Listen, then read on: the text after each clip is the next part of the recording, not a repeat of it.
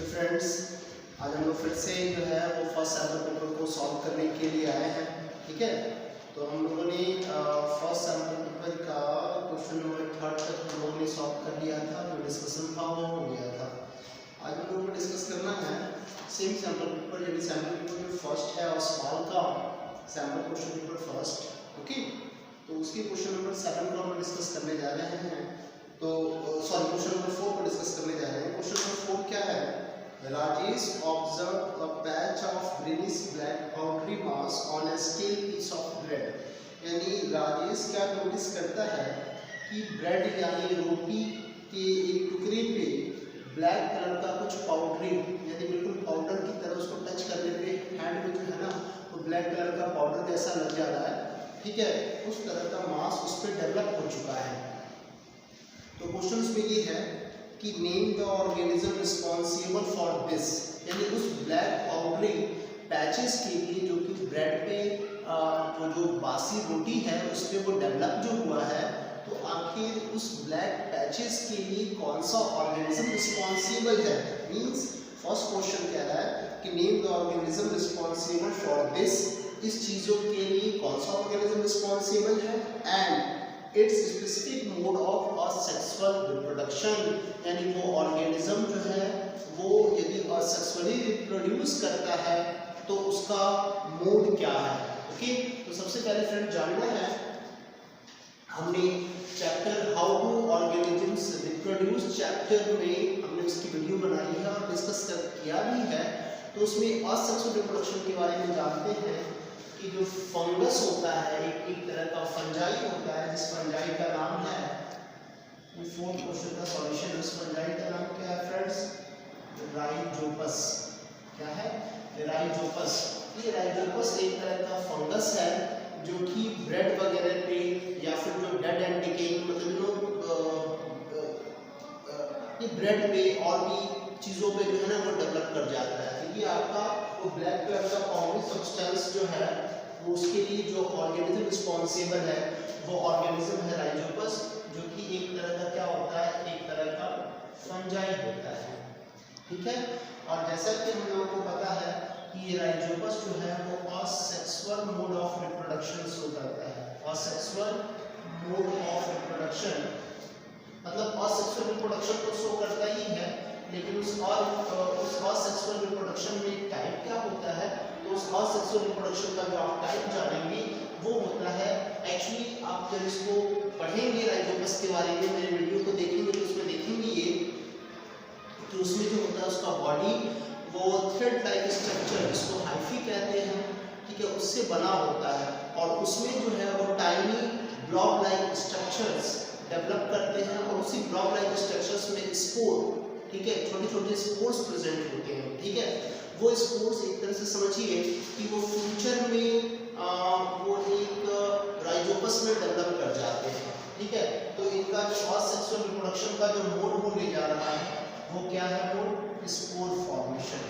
Spore formation.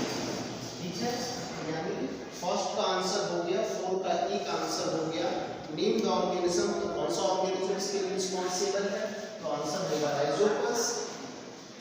And it's specific mode of asexual reproduction, तो इसका specific mode क्या है असेक्सुअल रिप्रोडक्शन का? तो वो होने जा रहा है spore formation. Okay friend, second question क्या है? Name it's vegetative and reproductive parts. तो इस राइजोपस का जो ये तो फर्स्ट का आंसर हो गया, सेकंड है इस राइजोपस का वेजिटेटिव पार्ट को हम लोग हाइफी कहते हैं। मैंने अभी जस्ट आप लोगों से डिस्कस किया, ये हाइफी होता है, हाइफी हो गया इसका vegetative part. Okay, hyphae is it's vegetative part, and इसका कह रहा है कि रिप्रोडक्टिव पार्ट क्या होगा, तो मैंने आपको बता दूं, मैं आपको बता दूं इसके रिप्रोडक्टिव पार्ट को हम लोग कहते हैं स्पोरेंजिया।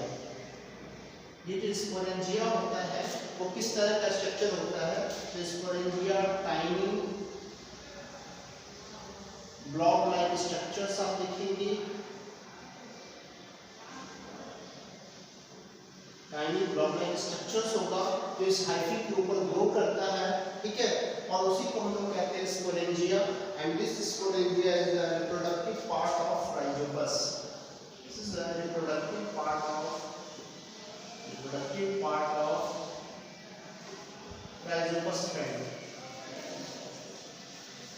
Friday first. तो इस तरह से ये फोर्थ का सॉल्यूशन क्लियर हुआ। नेक्स्ट है क्वेश्चन फिफ्थ, मस्टर्ड। मस्टर्ड मतलब वही हो गया फ्रेंड, जैसे कि आपको मैं बताऊं, मस्टर्ड आपको ये एक तरह का बाइसेक्सुअल फ्लावर्स मस्टर्ड में आप देखेंगे। क्वेश्चन है mustard was growing in two fields, दो तरह के फील्ड में मस्टर्ड को ग्रो किया गया। फ्रेंड हम क्वेश्चन नंबर 5 को डिस्कस करने जा रहे हैं। 5 का सॉल्यूशन डिस्कस करने जा रहे हैं। तो ये जो है क्वेश्चन नंबर 5 में ये कह रहा है कि mustard was growing in two field, दो तरह के फील्ड में मस्टर्ड को ग्रो किया गया। पहले आप जान लीजिए एक बात कि मस्टर्ड क्या होता है। मस्टर्ड जो प्लांट होता है वो बाइसेक्सुअल फ्लावर्स इसमें आपको दिखेंगे। मस्टर्ड प्लांट में जो है वो बाइसेक्सुअल फ्लावर दिखेंगे, बाइसेक्सुअल फ्लावर्स इसमें आपको दिखेंगे, बाइसेक्सुअल फ्लावर्स दिखेंगे, ठीक है। और ये जो बाइसेक्सुअल फ्लावर्स वाले हैं इनको दो तरह के फील्ड में लगाया गया। एक फील्ड ए में लगाया गया, दूसरा किसमें लगाया गया, बी में लगाया गया। तो व्हाइल फील्ड ए प्रोड्यूस्ड ब्राउन कलर्ड सीड, और जो फील्ड ए में जो मस्टर्ड लगा है उसका जो सीड तैयार हुआ वो कैसा सीड है, वो है ब्राउन कलर का, वो है ब्राउन कलर का सीड है। एंड फील्ड बी जो है वो प्रोड्यूस कर रहा है कैसा सीड, तो ये प्रोड्यूस कर रहा है येलो कलर का सीड। येलो सीड्स को मतलब येलो कलर का सीड है उसको प्रोड्यूस कर रहा है।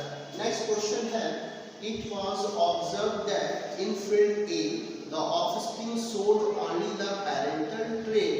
Trait means friend characteristics.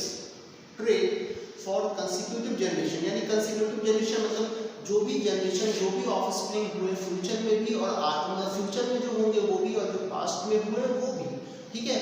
उन सारे ऑफस्प्रिंग में देखा ये जा रहा है। फील्ड ए की बात करें तो ये जो ये ट्रेट बना, ये ब्राउन कलर का जो सीड हुआ ये बिल्कुल पैरेंटल है, ठीक है, बिल्कुल पैरेंटल ट्रेट पे बेस्ड है।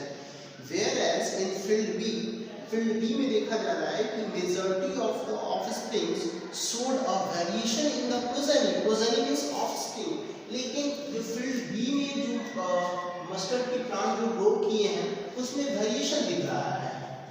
उसमें क्या दिख रहा है, वेरिएशन दिख रहा है। देखिए भाई एक बात तो आपको क्लियर हो गया दैट मस्टर्ड जो है बाइसेक्सुअल फ्लावर है, ये फ्लावरिंग प्लांट है। तो फ्लावरिंग प्लांट यानी एंजियोस्पर्मिक प्लांट, तो इसमें तो सेक्सुअल रिप्रोडक्शन होगा, इसमें कोई डाउट नहीं है, चलिए हो रहा है। लेकिन जो फील्ड बी वाले जो मस्टर्ड के प्लांट हैं वहाँ पे वेरिएशन दिख रहा है। देखिएगा एक बार समझिए आप, वेरिएशन तभी दिखेगा जब क्या होगा, वेरिएशन काउज होगा जब recombination of gene takes place होगा। क्या होगा, recombination of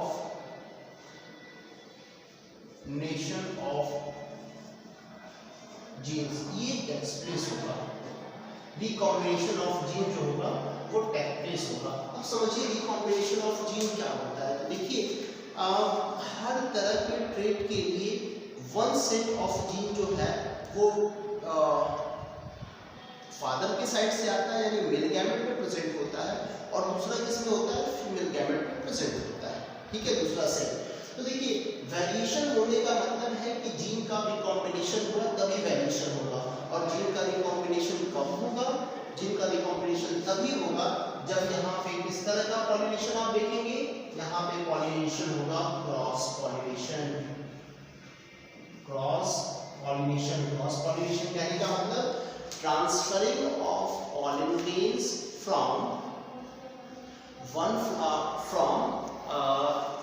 anther of one flower, ठीक है, एंथर किसका, स्टेमन का, टू स्टिग्मा, स्टिग्मा किसका पार्ट होता है, तो स्टिग्मा पार्ट होता है किसका फ्रेंड, तो ये होता है कार्पेल का या पिस्टिल का, यानी from anther of one flower to stigma of another flower, लेकिन वो दोनों फ्लावर जो होना चाहिए वो सेम स्पीशीज का, वो मस्टर्ड का ही फ्लावर होना चाहिए। तो इस तरह का जो पॉलिनेशन होता है उसको कहते हैं क्रॉस पॉलिनेशन। तो यहाँ पे जो वेरिएशन दिख रहा है फ्रेंड्स, ये वेरिएशन दिख रहा है किसकी वजह से, क्रॉस पॉलिनेशन की वजह से वेरिएशन दिख रहा है। तो हम लोग क्या कहेंगे, हमारा आंसर ये होने जा रहा है कि फील्ड बी में जो भी मस्टर्ड के प्लांट ग्रो कर रहे हैं, ठीक है, तो वहां पे क्रॉस पॉलिनेशन की वजह से वेरिएशन काउज हुआ। और जबकि ए में क्या हो रहा है, ए में किसी तरह का वेरिएशन काउज नहीं हो रहा है। तो देखिए वेरिएशन काउज नहीं होने का दो ही रीजन है, या तो असेक्सुअल रिप्रोडक्शन होगा, लेकिन ऐसा तो यहाँ नहीं है क्योंकि फ्लावरिंग प्लांट्स है, तो इसमें सेक्सुअल रिप्रोडक्शन तो होगा। तो वेरिएशन बहुत कम हो रहा है, तो बहुत कम होने का मतलब हो गया कि यहाँ पे क्या हो रहा है, तो यहाँ पे स्टूडेंट्स सेल्फ पॉलिनेशन काउज हो रहा है। यानी सेल्फ पॉलिनेशन का डेफिनेशन क्या होगा, transfer of pollen grains from anther okay to stigma in same flower. जब सेम फ्लावर में, ठीक है, ट्रांसफरिंग होगा किस चीज का, पॉलन ग्रेन्स का, कहाँ से, एंथर से, कहाँ पे, स्टिग्मा में, ठीक है, तो इसको कहेंगे सेल्फ पॉलिनेशन। तो इसी वजह से सेल्फ पॉलिनेशन होने की वजह से रिकॉम्बिनेशन ऑफ जीन जो है वो टेक प्लेस नहीं हुआ, और नहीं होने की वजह से क्या हो रहा है, यहाँ पे फील्ड ए में जो मस्टर्ड के प्लांट है उनमें बहुत ज़्यादा वेरिएशन नहीं देखने को मिल रहा है। बिल्कुल जो भी ऑफस्प्रिंग, जो भी प्रोजेनी डेवलप हो रहे हैं वो बिल्कुल पैरेंटल ट्रेट जो है उसी पे बेस्ड है, उनमें वेरिएशन नहीं दिख रहा है। ओके फ्रेंड, इसी क्वेश्चन नंबर 5 में एक क्वेश्चन और करके गिवन है, ठीक है, वो भी हम लोग डिस्कस कर रहे हैं, ठीक है, इसको पहले डिस्कस कर लेते हैं।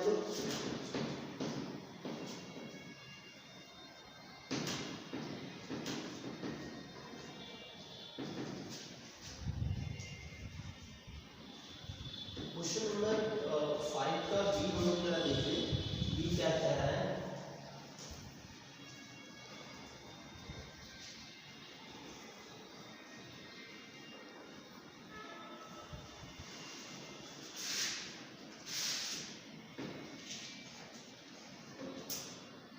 बी कह रहा है इन एंड,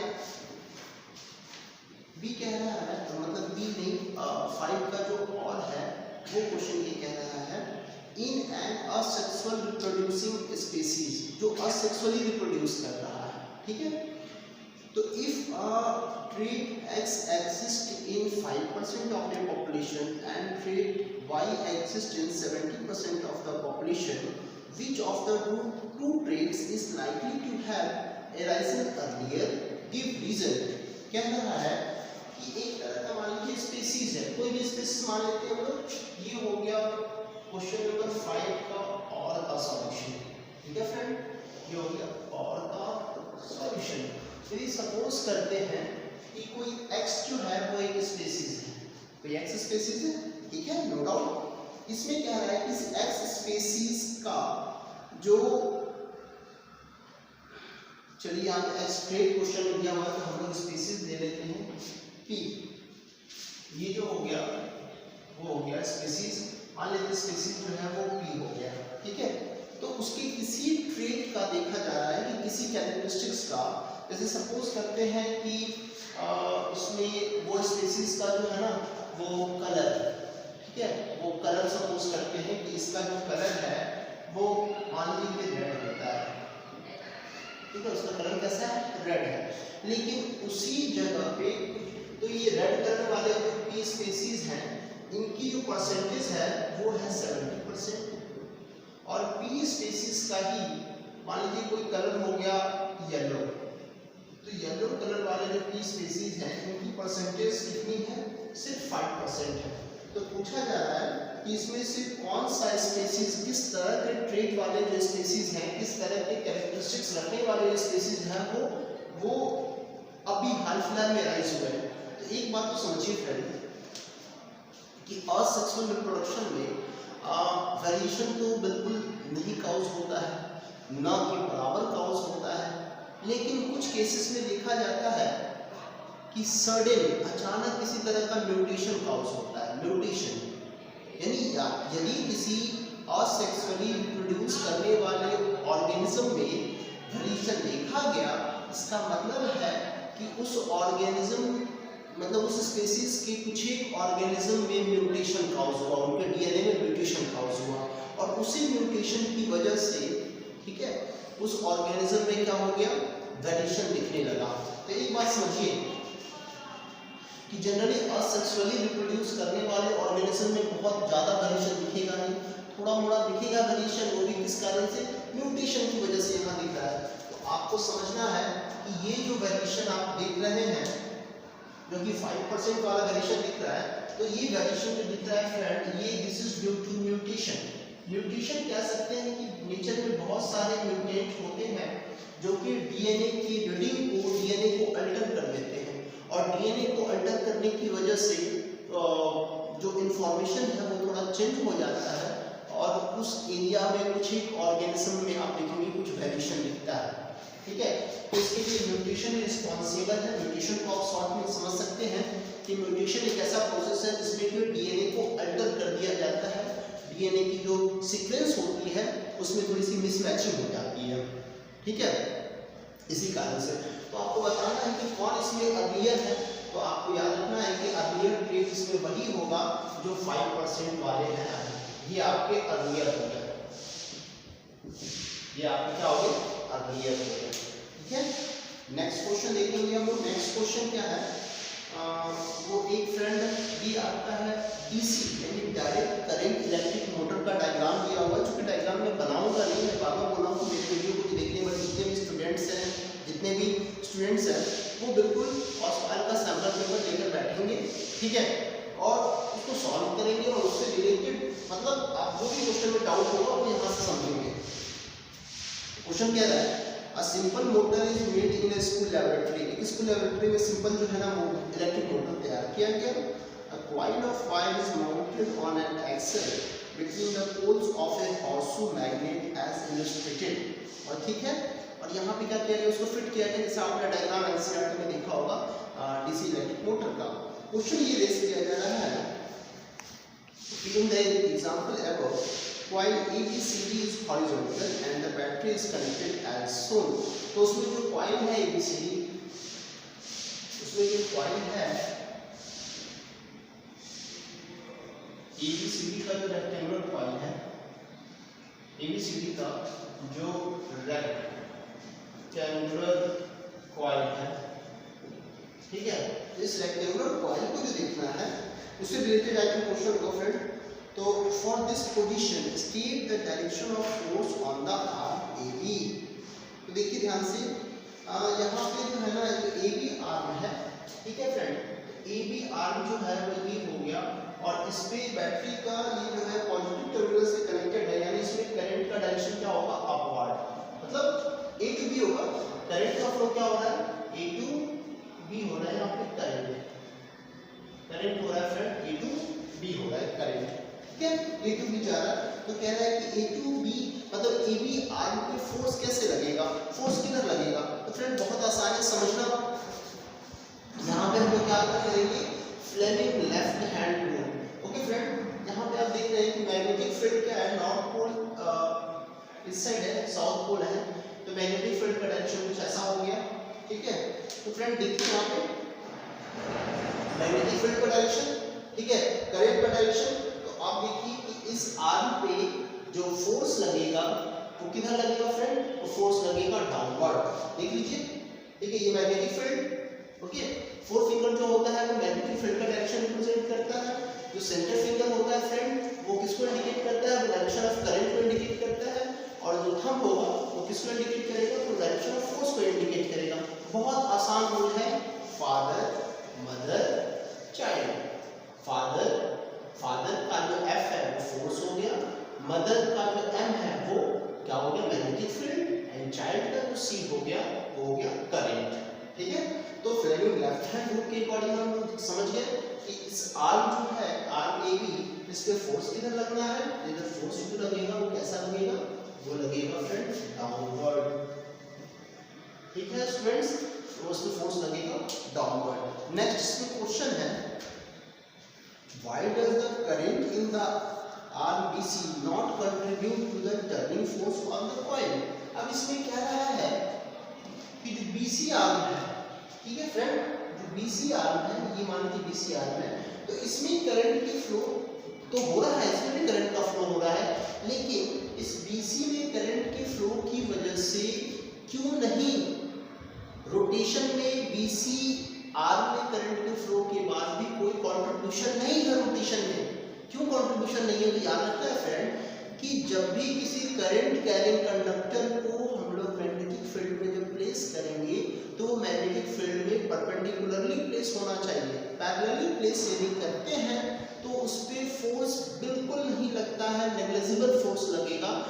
एक बात तो ये समझिए, यानी कभी भी हम लोग को ये देखना है कि what happens when current carrying conductor is placed in a magnetic field, then it is compulsory that we have to be placed that current carrying conductor in a magnetic field perpendicularly, यानी दोनों के बीच में angle कितना बनना चाहिए, 90 degree बनना चाहिए, parallel नहीं होना चाहिए। पैरेलल होगा तो किसी तरह का वो करंट कैरिंग कंडक्टर फोर्स को एक्सपीरियंस नहीं करने जा रहा है। ठीक है फ्रेंड, तो एक बात तो ये होगी। दूसरी बात आप देखेंगे कि जो आर्म बीसी में जो करंट है, ठीक है, और आर्म जो है नीचे एडी, ठीक है, क्योंकि जैसा आप डायग्राम में देखेंगे तो दोनों एक दूसरे को काउंटर बैलेंस कर लेते हैं, लेकिन ये कहना सही नहीं है, क्योंकि वो कहेंगे कि बीसी को बैलेंस कर लेता है एडी, तो फिर इसका मतलब ये भी हो जाएगा कि एबी को जो है वो सीडी भी बैलेंस कर लेगा। लेकिन ये सही रीजन नहीं है। सही रीजन यही है कि जब करंट कैरिंग कंडक्टर को मैग्नेटिक फील्ड में परपेंडिकुलरली प्लेस करेंगे तभी जाकर करंट कैरिंग कंडक्टर जो होगा वो क्या करेगा, फोर्स एक्सपीरियंस करने जा रहा है, अदरवाइज नहीं। ओके, तो यहाँ लिखेंगे दिस बिकॉज बी का आंसर होगा this because BC arm of the rectangular coil is parallel to the magnetic field, parallel to the direction of magnetic field.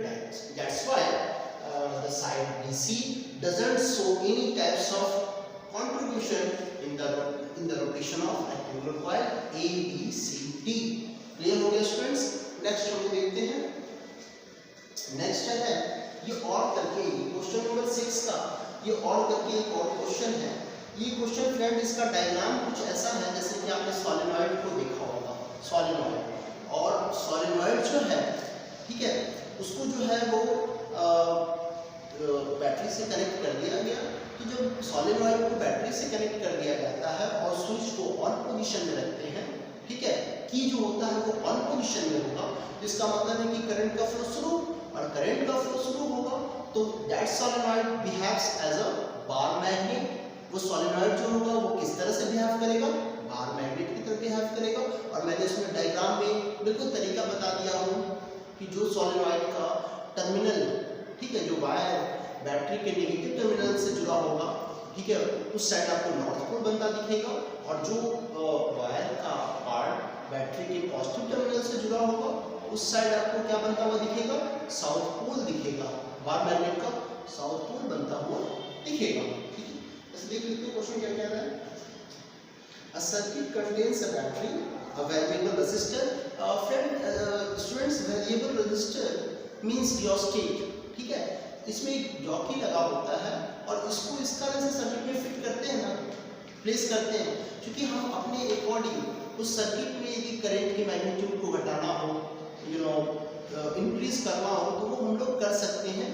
वो एक तरह का रेजिस्टेंस ही होता है, वेरिएबल रेजिस्टेंस, उसमें एक जॉकी लगा होता है जिसकी हेल्प से उसको एडजस्ट किया जाता है। The figure below shows the magnetic field pattern produced by the current in the solenoid. ठीक है, अब देखते हैं क्वेश्चन क्या है। First, state how the magnetic field pattern indicates the region where the magnetic field is stronger. तो सबसे पहले तो आप जान लीजिए कि सॉलिनॉइड को जब आप बैटरी से कनेक्ट करेंगे एंड की जो होगा वो ऑन पोजीशन में होगा, ठीक है, यानी स्विच ऑन होगा, then that solenoid behaves as a bar magnet, no doubt. अब इसमें क्वेश्चन में कह रहा है कि कहाँ पे मैग्नेटिक फील्ड स्ट्रॉन्गर होगा, तो समझिए फ्रेंड, मैग्नेटिक फील्ड लाइंस की जहाँ पे डेंसिटी अधिक होगी, जहाँ पे मैग्नेटिक फील्ड लाइंस की डेंसिटी क्या होगी, अधिक होगी, वहाँ पे आपको क्या दिखेगा, मैग्नेटिक फील्ड स्ट्रॉन्गर दिखेगा।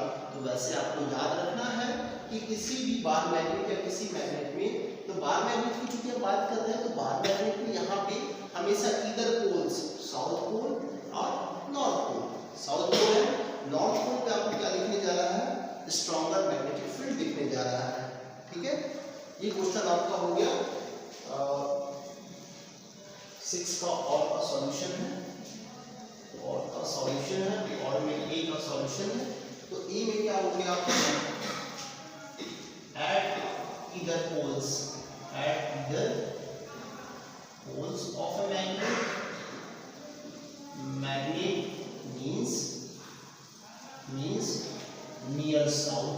नियर, कह सकते हैं near north pole and south pole okay friends.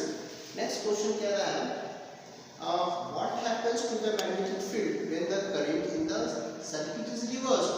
बहुत आसान है, कोई दिक्कत नहीं है। जब ऐसा क्या होगा, जब करंट का डायरेक्शन सर्किट में रिवर्स हो जाए, तो करंट का डायरेक्शन रिवर्स हो जाएगा तो भी कोई दिक्कत नहीं है, ठीक है, तो भी कोई दिक्कत नहीं है भाई, उसमें करंट का फ्लो होगा। तो जब तक किसी कंडक्टर में करंट का फ्लो होता है तब तक वो कंडक्टर किसकी तरह बिहेव करता है, मैग्नेट की तरह बिहेव करता है। लेकिन यहाँ पे ये सॉलिनॉइड है, तो सॉलिनॉइड तो अभी भी करंट का डायरेक्शन रिवर्स हो गया तो भी ये बार मैग्नेट की तरह ही बिहेव करेगा। लेकिन अब जो ये बार मैग्नेट होगा इसका पोल चेंज कर जाएगा, ओके, इसका पोल क्या हो जाएगा, चेंज हो जाएगा। जो पहले नॉर्थ पोल था वो साउथ हो जाएगा, और जो साउथ है वो नॉर्थ हो जाएगा। ठीक है फ्रेंड्स, इसमें कोई आपको दिक्कत नहीं होगा। तो इसमें जो है सिर्फ जो है वो आपका क्या हो जाएगा, पोल का जो है वो डायरेक्शन वो चेंज कर जाएगा, ठीक है, बस। तो पोल का डायरेक्शन चेंज होने का मतलब हो गया फ्रेंड कि भाई मैग्नेटिक फील्ड का जो ओरिएंटेशन है, जैसे कि हम लोग बार मैग्नेट में जानते हैं, magnetic field lines emerges from north pole and merges into south pole, है ना। तो जब पोल करंट का डायरेक्शन रिवर्स, पोल चेंज, तो फिर मैग्नेटिक फील्ड का डायरेक्शन भी क्या हो जाएगा, चेंज हो जाएगा, ठीक है। ओके, क्वेश्चन नंबर 7, एक फ्रेंड क्वेश्चन नंबर 7 को डिस्कस कर लें।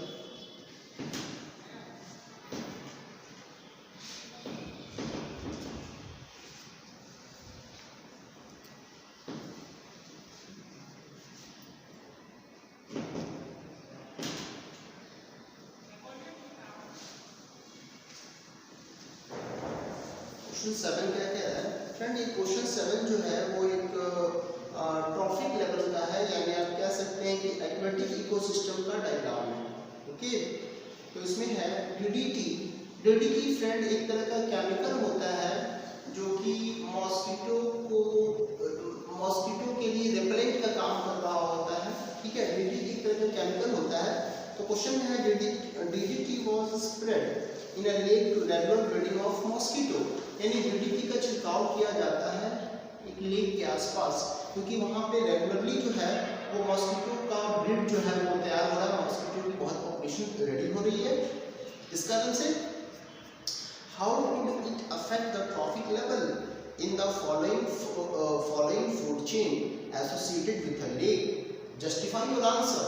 देखिए फ्रेंड, इसमें कह रहा है कि भाई इससे फूड चेन जो है ट्रॉफिक लेवल, मतलब जो ट्रॉफिक लेवल है, ठीक है, फॉलोइंग फूड चेन का, तो वो किस तरह से प्रभावित होगा। तो बिल्कुल प्रभावित होगा फ्रेंड, जैसे कि मैं डिस्कस किया हूँ बायोमैग्निफिकेशन में, यानी कंसंट्रेशन जो होता है हार्मफुल केमिकल्स का, वो one trophic level to another trophic level वो इंक्रीज करता चला जाता है, ठीक है, वो बढ़ता चला जाता है।